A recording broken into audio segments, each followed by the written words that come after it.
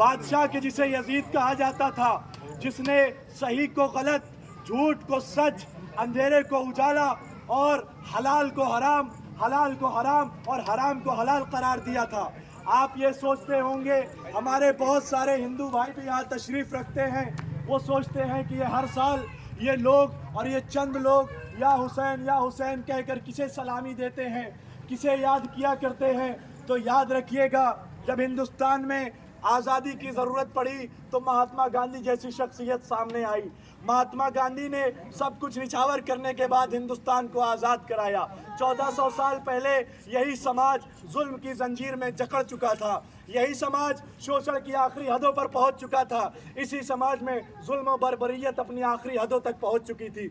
उस वक्त ज़रूरत थी कि इस समाज को जालिम बादशाह से आज़ाद कराया जाए, इस समाज को उस बादशाह से आज़ाद कराया जाए जो बादशाह ये कहता था कि बहनों से शादी जायज़ है, जो बादशाह ये कहता था कि ज़िना इस्लाम में हराम नहीं है।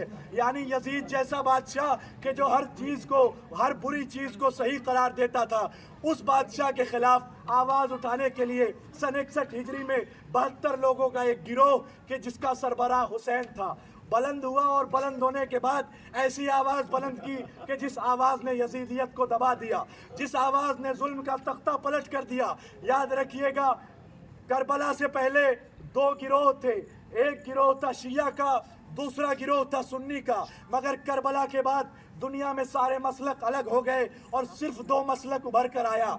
एक मसलक था हुसैनियत का मसलक, दूसरा मसलक था यजीदियत का मसलक। यह ऐसा मसलक था कि जिस मसलक की बुनियाद 1400 साल पहले पड़ी और यह रहती दुनिया तक मसलक कायम रहेगा। याद रखिए, मेरा खिताब अपने उन हिंदू भाइयों से है जो भगवत गीता, ऋग्वेद, यजुर्वेद, सामवेद, अथर्ववेद और तमाम वेदों को पढ़ते हैं और जुल्म के खिलाफ आवाज़ उठाने का दर्स हासिल करते हैं। आप ये ना सोचिएगा कि हुसैन से ताल्लुक़ सिर्फ़ और सिर्फ मुसलमानों का है, ये ना सोचिएगा कि हुसैन सिर्फ़ और सिर्फ शियों के है।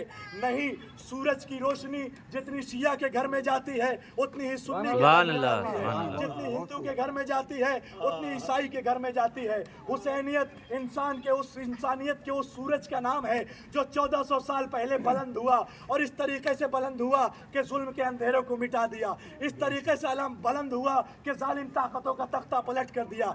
याद रखिएगा, मेरा खिताब इस वक्त अपने अहले सुन्नत बरादरान से है जो हमें हैरत की निगाहों से देख रहे हैं और ये सोचते हैं कि ये लोग कौन हैं जो हर साल सर पे ताज़िया लेकर और हुसैन को खून का पुरसा देने के लिए निकल जाते हैं।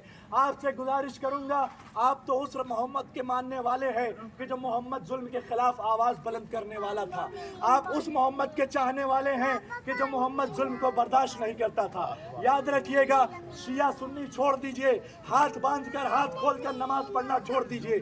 बस ये जान लीजिए, ये चंद लोगों का गिरोह है कि जो इसके लिए इकट्ठा हुआ है कि जो जुल्म के खिलाफ आवाज़ उठा रहा था। हम आपसे गुजारिश करेंगे, हो सकता है कि आपके मसलक के करीब आपके उलमाए कराम ने ये कहा हो कि मातम करना जायज़ नहीं है। हम आपसे नहीं कहते कि आप आइए और हमारे साथ मातम कीजिए, हम आपसे ये नहीं कहते आइए और हमारे साथ खून का पुरसा दीजिए। मगर ये इंसान की फितरत है कि जब इंसान कहीं जुल्म होता हुआ देखता है तो वो उसे मिटाने के लिए कदम आगे बढ़ाता है। ये चंद लोगों का गिरोह है कि जो जालिम के खिलाफ आवाज़ उठाने के लिए करबला से अपनी ताकत लेने के बाद निकला है। हम आपसे गुजारिश करेंगे, मसलक और मिल्लत की तमाम जंजीरों को तोड़ दीजिए, इसलिए कि करबला वो बुनियाद है, करबला ऐसी दरसगाह है कि जिस दरसगाह ने हमें हाथ खोलकर और हाथ बांधकर नमाज पढ़ने पर अलग नहीं किया, बल्कि 2 मसलक है, एक यजीदियत का मसलक और एक हुसैनियत का मसलक।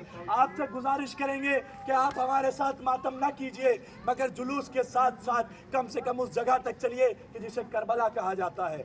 याद रखिएगा, महात्मा गांधी ने कहा था, मैं अपने